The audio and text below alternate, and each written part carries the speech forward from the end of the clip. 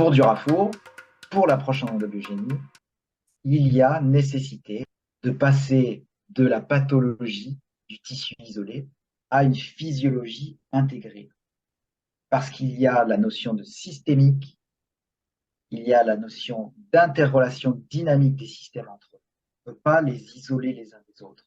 On ne peut pas agir sur un organe sans qu'il y ait des conséquences sur toute une dynamique, la globalité.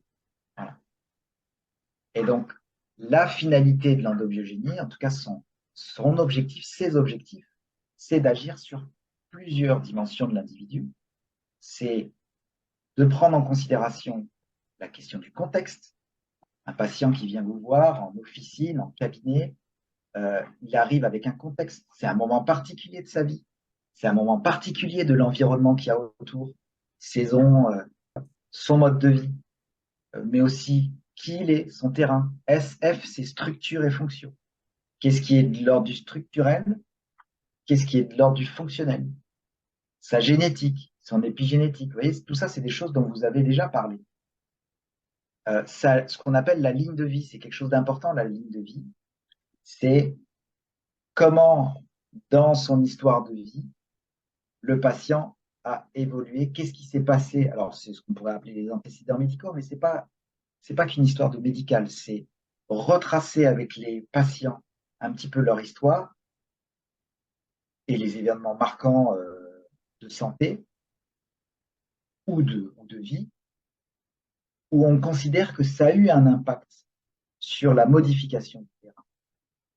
Et comment après, le patient s'est adapté à ces modifications et il vient vous voir avec toutes ces modifications qui se sont passées avant. Et ça, c'est à prendre en considération si vous voulez l'aider à retrouver un état d'équilibre. Un état d'équilibre, oui, mais lequel? Celui d'il y a 10 jours, ou celui d'il y a 3 ans, ou celui d'il y a 10 ans, c'est quand même pas la même approche.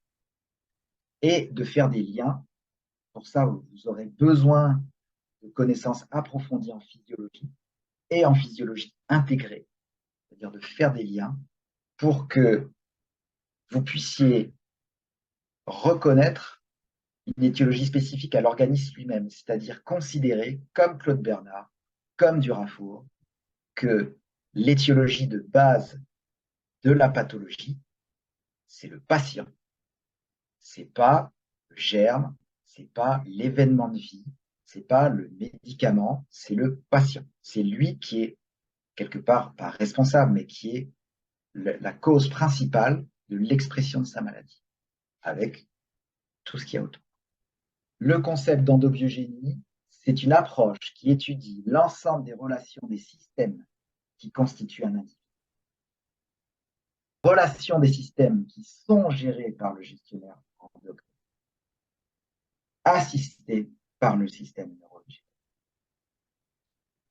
Et donc, ce gestionnaire endocrinien assisté par le système neurovégétatif va gérer l'ensemble des relations des systèmes, que ce soit sur la congestion, l'inflammation, l'immunité, le métabolisme, la nature des sécrétions, le moment des sécrétions, l'interaction avec les flores bactériennes.